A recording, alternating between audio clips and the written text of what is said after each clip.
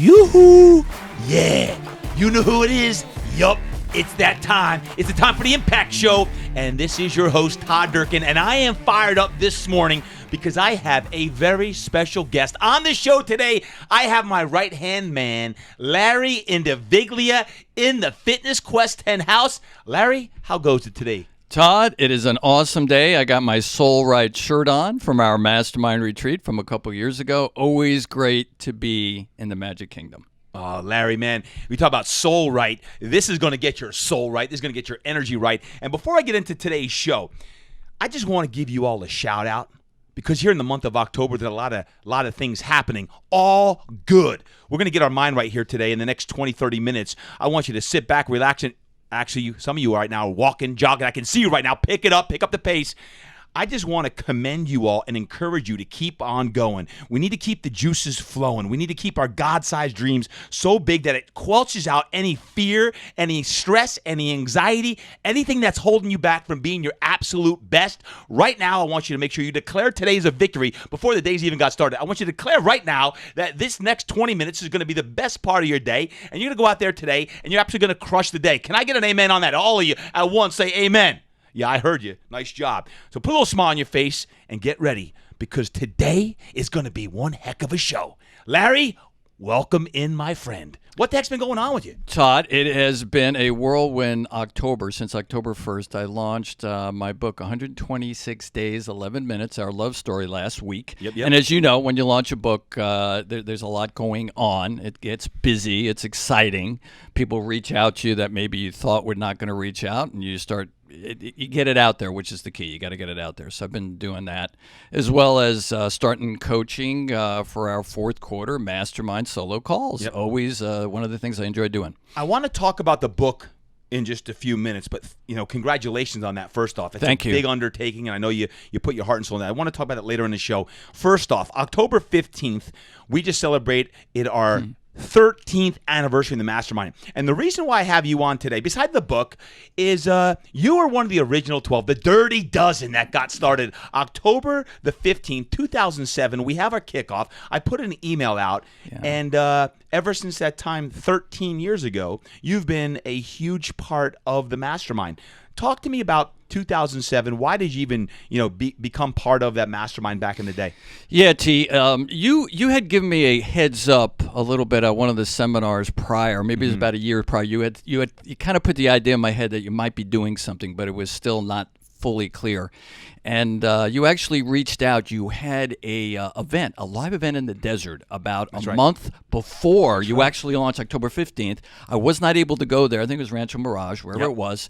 And then you had seeded the mastermind. I think you were saying, hey, how could a live event work? You were beta testing some stuff.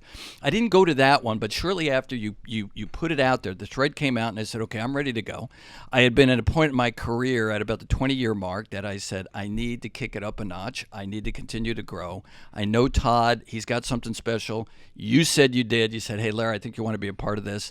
And I did. And I joined, and I remember that first thread to this day. The email came out, welcoming everybody, and the 12 of us were there. It was awesome. Do you remember the date of that thread? For those of you that don't know, Larry Indiviglia is the, not a self-professed, this guy has a memory like an encyclopedia.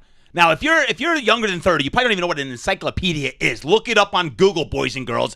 Larry Indiviglia is a walking encyclopedia when it comes to dates, anniversaries.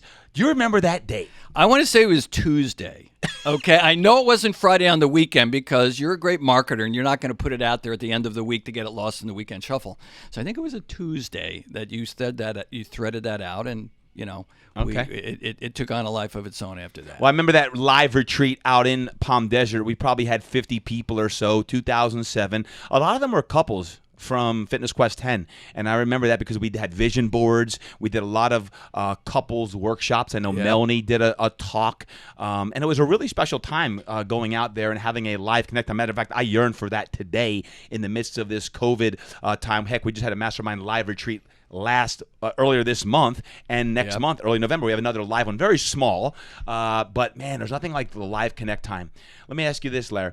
Over the 13 years, if you can share a few lessons that the mastermind has taught you about life, that could be some great takeaways for anyone listening in if they're not part of the mastermind. What are some life lessons, some things you've learned from the mastermind? Yeah, Todd, absolutely. We could probably do 13 for 13 years, but here I'll share 5. I have 5 that are top of mind. Number one, it's the people. It's always the people. When I look back on it, my first book, I said, substance seeks substance. And if you get yourself in an environment where you have capable people around you that are searching and creating excellence in what they do, that rubs off on you, okay? And it leaves clues, but it's the people, it's the culture, and it starts with leadership from the top, okay? You started it off, you set the tone. Just like the great coach John Wooden with the UCLA program, you set the tone, and people then are inspired to lead not only from the top, but from the bottom. And I saw that was the one thing, is the quality people we have in this program and who you've been able to attract. Not only people who are leaders in their own right in this industry, but people who can create leaders who in turn could create leaders. That's really that 5 levels of leadership when you go in there. So the people and the culture of serving and giving back and connecting. Yeah, I would say this right now, in this time that we're in, it is all about the people. I mean, at Fitness Quest 10, it's all about the people, the live connect time with the people, the virtual classes we have in your organizations, your businesses, in your careers right now. I'm going to ask you right now, how do you level up? How do you level up your inner circle? What do you do to level up your energy? I can't tell you how many people I've been talking to in the last several months. Their energy is drained. They're tired. They're fatigued. They're beaten down. And they're like, man, TD, save me. I'm shot. I'm shot. Perhaps that's you today. When I ask you the 5 people in your life of who you're listening to, who you're learning from, who you're surrounding yourself with right now, if there's toxicity in your life, it is your decision that you have to remove those people or those situations or those habits that could be robbing you of the energy, the vitality, the vibrance, the vitality that we all seek. So how do you be the 6th person in that group of 5 people who you really want to be about? It's all about the people. I don't care if it's a business, if it's an athletic team, whatever organization you're in, if it's a friendship circle. I'm like spitting on the microphone there. I'm getting so excited right now. It's all about the people. Next one, number 2. Yeah, number 2 is and I learned this from you. It's interesting because at the time, you were a young dude. You were 36 years old. Man. Yeah, I was 52. I had 2 fresh good knees then. I was 52. I hear Matty Aspew, I just turned 52. I'm old, but you know what? There's a lot that happened in the last 13 years. But my next point is this. Life is filled with teaching and learning moments. Life is filled with teaching and learning moments. And that is become a student of life. And that is the one thing I learned from you, is that, you could be eating in a sushi restaurant and there's a teaching moment about it. Amen. And a lot of the WOW book that we did, it grew organically, those teaching and learning moments. And the thing is, you want to learn. I've learned in the mastermind, learn for yourself, from yourself, with others, and from others. Learn for yourself, from yourself, some of the mistakes you make, with others and from others. And if you do that, that's how you grow. That's number 2, is that Larry, teaching learning that's moments. Interesting, because there's a couple things when you talk about becoming a student of life. I believe right now you can't let life just come to you. You have to go seek out life. Oh, yeah. Meaning, life, is it happening to you or is it happening for you? See, that's a mindset. That's a mindset shift. It's a shift that happens. Is happening to you, and it's suppressing you, it's oppressing you, it's putting you down, or is happening for you and you're welcoming? Because we talk about a sushi restaurant, there's lessons and experiences every single day. Yeah. Are you open to receiving and experiencing the lessons that life is teaching? Because you have to seek out life. If you're not seeking it out, you'll always be a, quote, victim to the circumstances that are all around you. You have to seek out the conversations that you desire at the restaurants, at the airport, at the train station, at the gym. Yes, go to the gym, folks. It's good for you. At the studio, at the fitness club, wherever you're at, you must seek out the experiences, the smiles, the conversations.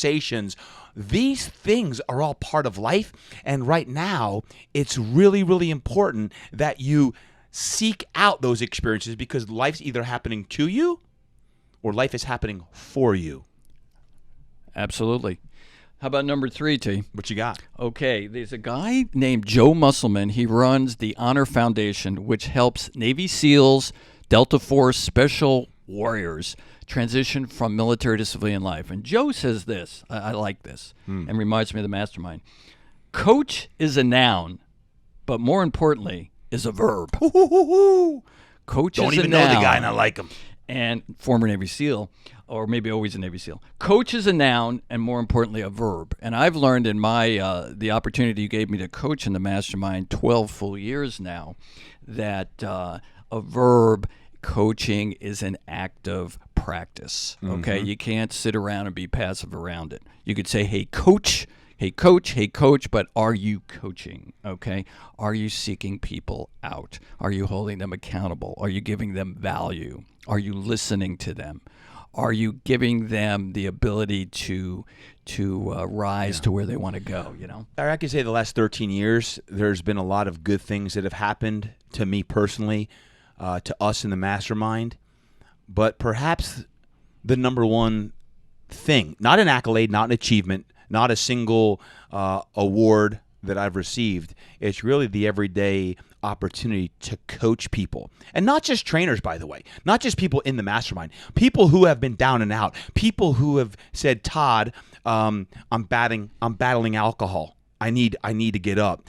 People who can't get off the floor because they're so morbidly obese and they need life back again. People who've been beaten down physically or mentally, spiritually, and have had to get up. To me, the opportunity to coach people has been the single thing that keeps me alive. It's the juice that keeps me alive. And for those of you who are not coaches, do know this, that everyone has the opportunity to coach people every single day. Even if you're not officially by title a coach, you're a mom or you're a dad, you're a teammate, and teammates coach each other, right? Coaches coach, but people have the opportunity to coach each other, or even coaches have coaches. I've had coaches. I have mentors to this day. We all need coaches. The most successful people in the world have coaches. Yeah. Elite athletes, executives, warriors, spiritual advice. All of them have coaches. The Dalai Lama has a spiritual coach. He When I absolutely heard does. that, I was like, wait a second. The Dalai Lama, one of the holiest men in the world, has a spiritual coach. We all need the accountability, the motivation.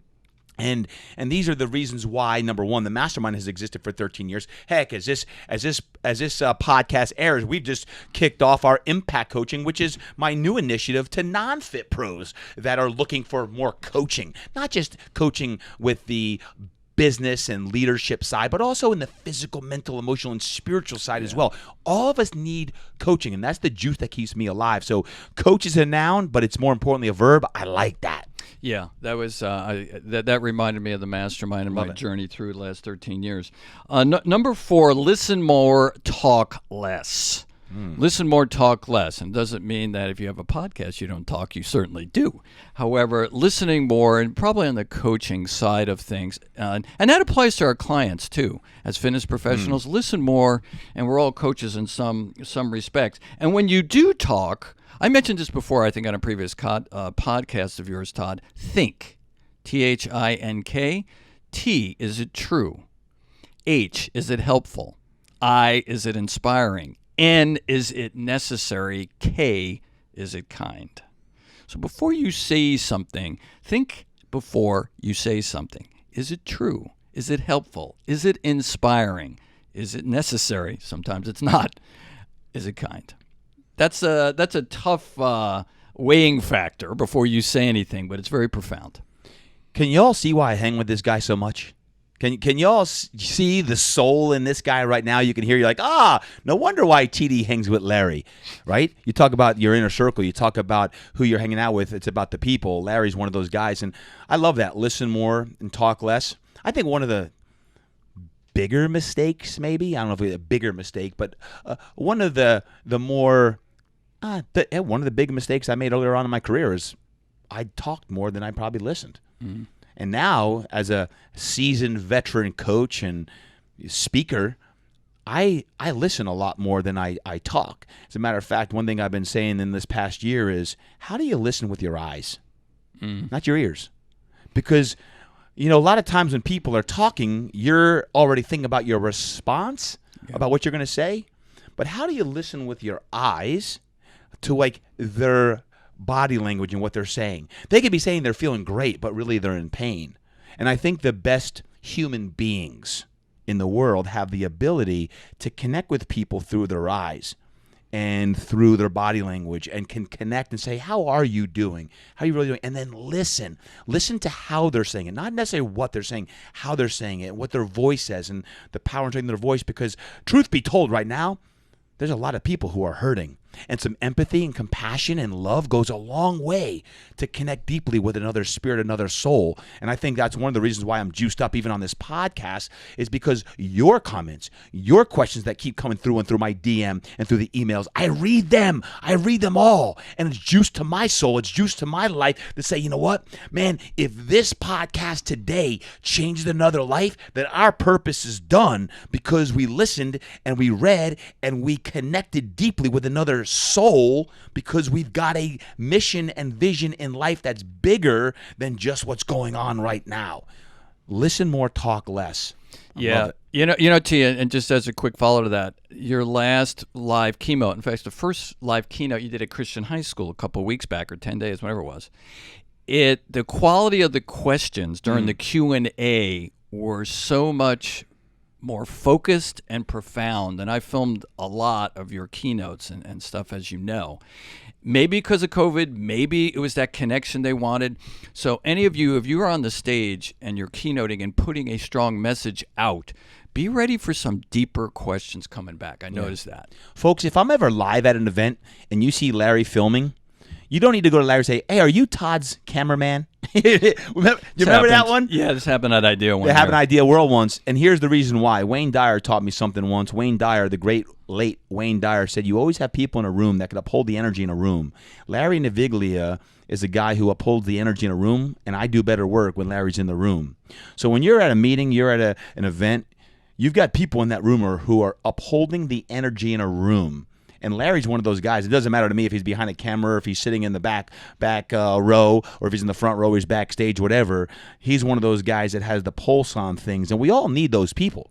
We all need those people who you do your best work around. And I don't know her name. I don't know his name for you. But you have to identify that person. It's probably that person that you call when things aren't right. Or maybe if you just received some good news and you want to share that with someone that you can connect on a deeper, more spiritual level. Larry's one of those guys. So he does a lot of work with me at these different events, live and virtual. So listen more, talk less. Larry, you said you have one more? I do. I have one more. And it sums it up. Really what the essence is create impact, is creating impact every day. All we have is today. In fact, my platinum team is Team Today. Maybe we're products of our past, but yesterday's behind us. Certainly tomorrow's not guaranteed, but today we have T. So it's the ability to create impact every day. And we know what that acronym stands for: live inspired, master your craft, play at world class, take action, condition for greatness, and be tenacious. Oh, that was pretty good, right off the top of my head. But seriously, the other thing, and it is serious, embrace life and your profession. And we have a blessed profession we're in as fitness professionals. That's the one thing in this mastermind that has just been awesome, to see the inspired people that are embracing life and embracing their profession, seeking significance, serving, connecting, shedding light. And last but never least is love. Say I love you. And you will get a lot of that in the TD Mastermind. And I've said it a lot over the past 13 years, and I've received it a lot over the past 13 years. Folks, if you are soaking this in and loving the Spirit right now, I want to invite you, if you're new to this show, make sure you go back and listen to episodes number 1 and number 2. The very, very beginning, when I kicked this bad boy off, listening to episodes number 1 and 2, all about impact, because the reason why I do this, it's completely free, is to make sure that we can spread impact every single day. The reason why I did the Mastermind 2007, 13 years ago, was how we could take fitness pros, trainers, coaches, the most passionate individuals on the planet, and help them create more impact in their communities.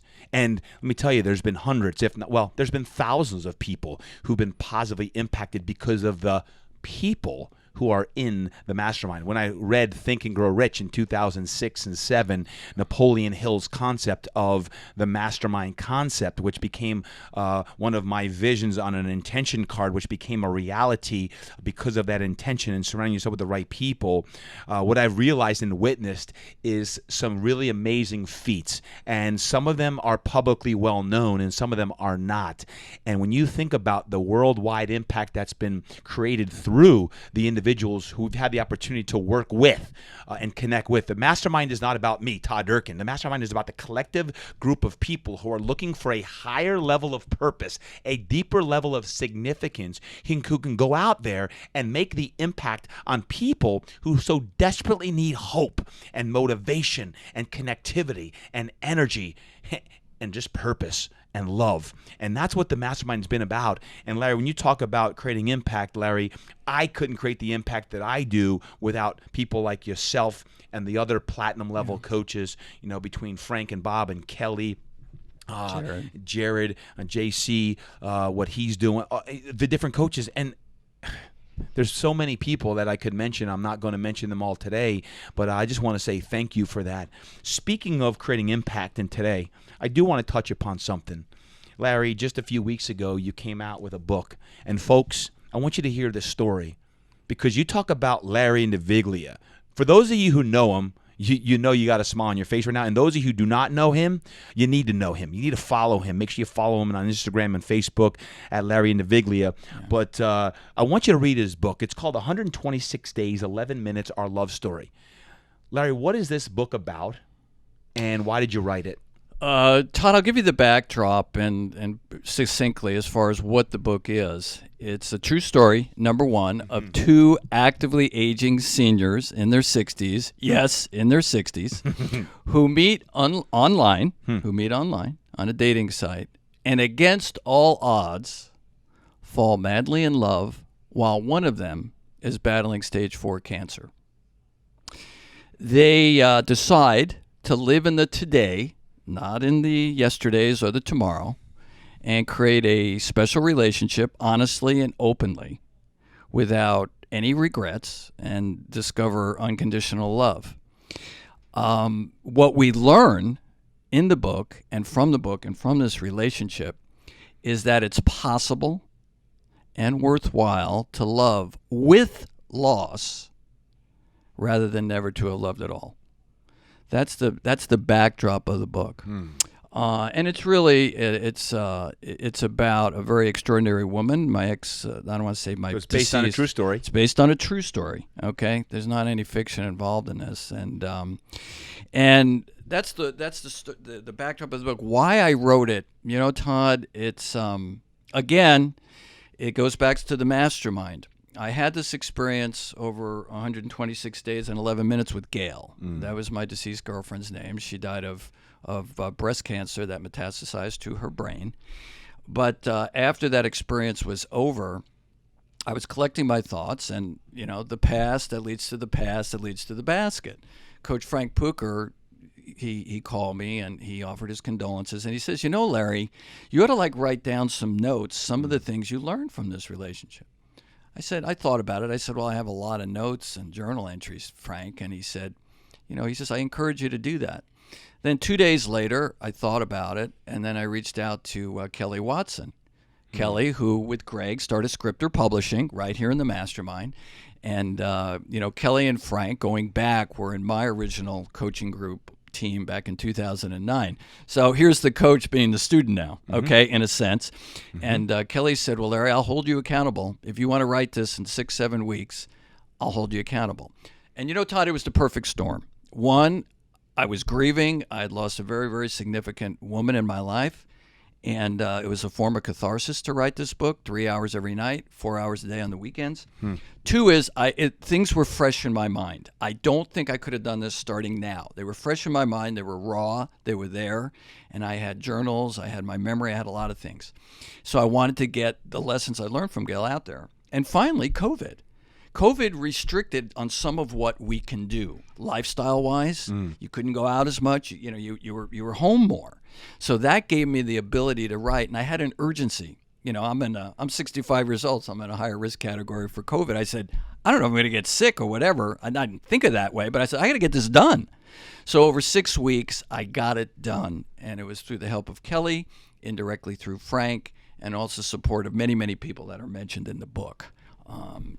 That's kind of the two major things behind it. Yeah. So you knew Gayle for 126 days and 11 minutes. Yeah, met her online January 6th. She passed away May 12th. So 126 days. I'll leave the 11 minutes out as a little bit of intrigue if you want to read the book. Now, let me ask you a question. When you met Gayle, did you know she had cancer? Yes, I did. Yeah, she was transparent about that. And I knew she had stage 4, and she had battled it 4+ years. But she embraced life, and she told me, she said, Larry, if I couldn't live, I wouldn't be sitting in front of you. I wouldn't be trying to meet a man. She was very, very forthright with that. This is a deep question, but when you found out she had cancer, I'm sure in your head you think one of two ways. Man, I'm either going to be all in with her, don't know her, or like, I can't embrace this, I'm going to go the other way. What made you say, I'm all in on this relationship? You just met her online. She tells you she has stage 4 breast cancer. Yeah. I'm curious on that. I had a phone call with her. It was a Monday night. It was about an hour and a half phone call. Actually, it was an hour and 26 minutes, coincidentally. However, it was. You timed it? Yeah, I did, actually. It was 8 p.m. to 9:26. I mean, I love it. Yeah, and I was captivated through that connection on the phone, T. I wanted to meet her the next night. So I asked her out. And then when I met her the next night, I was more captivated. And I was very, very inspired by this woman. I really was. And that was the reason I wanted to continue. I said, this is a special relationship, a man of faith. I said, this woman has come into my life for a reason, a profound reason. I'm not sure exactly why, but I have to pursue it. So I did. Do you think it was a God thing? I do. I don't think connections in life are ever random. I think it's there's always a purpose, and I believe God has a plan for me. If I look at my life for 65 years, your first loss is never your last loss, and I wasn't looking at that part of it when I met Gayle, but I really wanted to experience a relationship with her, and I didn't think about her dying. I just thought about being in the today, as I said, when I described the book. If someone was to read the book, what are a few things they would get out of it? You already said they would learn about loving unconditionally. What are a few of the other lessons they might get out if they read the book? Also, it's never too late to fall in love. If you're a person who's struggling or if somebody's struggling, I think there's a lot of Gayles and Larrys out there. Society says, almost like what you're saying, T, maybe you back away, it's easier. Don't go there. Right. And if you do, you're going to miss out on something very, very important in your life. And it doesn't have to end in death, by the way. I think in this particular case it did. Good point. The other thing is embrace life to the end. Gayle made a powerful choice to embrace life and love to the end. She was not going to live in the shadow of cancer until there wasn't any life left to embrace. That is a very powerful choice she made. And it's a very powerful choice anybody can make in life. She was not going to go off and just crawl in a hole somewhere. And she was in hospice for how long? 44 days. She was in an inpatient hospice here, Sharp Healthcare's hospice home, Parkview, over near San Diego State. She spent 44 days there before she passed away. And out of those 44 days, how many of those days were you by her side? I visited Gayle every night. I was, I prayed every day that I wouldn't get COVID, not that I was thinking I was going to. There was only one person at a time that could visit, and fortunately I had the strength and the resolve and the dedication to visit her every night, and that is documented in the book. We talk about...